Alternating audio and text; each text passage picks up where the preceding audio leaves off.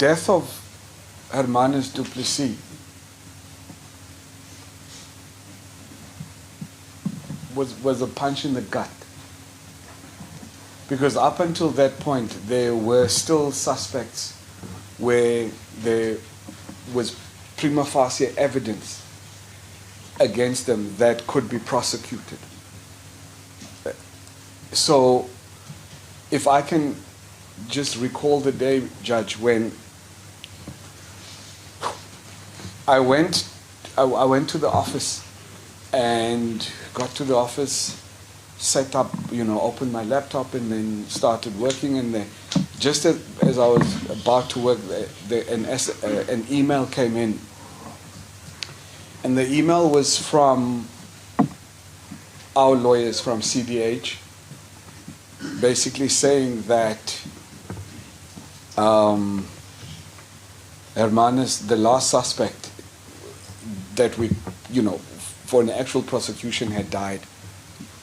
Now, up until then, ma'am, I was really operating like tunnel vision, like this, and I was just pushing for a prosecution of some kind, because that at that point would have been justice to us, someone being held accountable for the murders of the Cradock Four.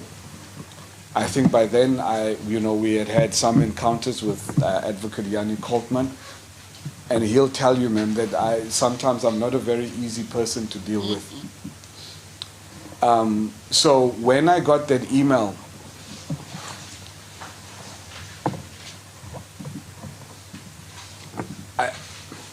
my heart started racing, like do. I struggled to breathe. I didn't I got drowsy at my office. And I didn't know what was happening, ma'am. And fortunately for me, my managing editor at the time, Zain Samar, he had a good eyesight to where I was, and he saw that there was something wrong with me at that time. So he came to my desk, and we spoke a little bit, and I was, in between breaths, I was able to explain that I can't breathe. And then he took me out of the office, took me to the boardroom, and where, he managed to calm me down. And I thought I was having a heart attack because I had a massive pain in my chest, and then he said I must go home. I called the doctor, and fortunately she could see me, and I calmed down a little bit. I went to get my car and I drove myself to the doctor. And I got there and I was telling her my symptoms. I couldn't breathe, my heart was racing, there was almost something was pressing on my chest. And she did tests. She put stuff on me. A whole lot of tests. After about half an hour, she came back with those tests, and we sat.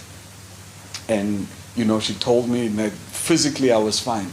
My heart was in rhythm. Like my blood sugars and stuff, they were all within the limits. I was good physically.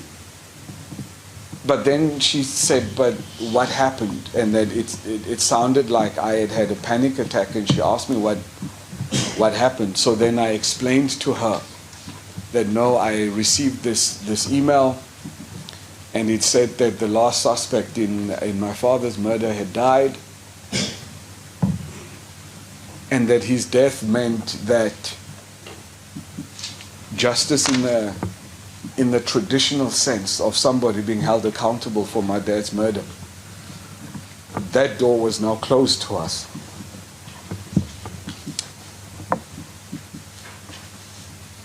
And the doctor, bless her heart, she said to me that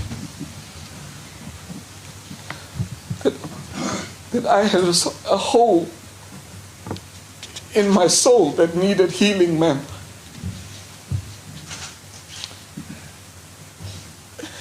And she asked that I see a counselor.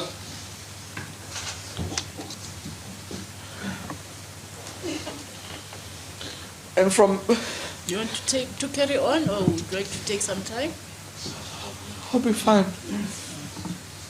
Don't you want to take a seat?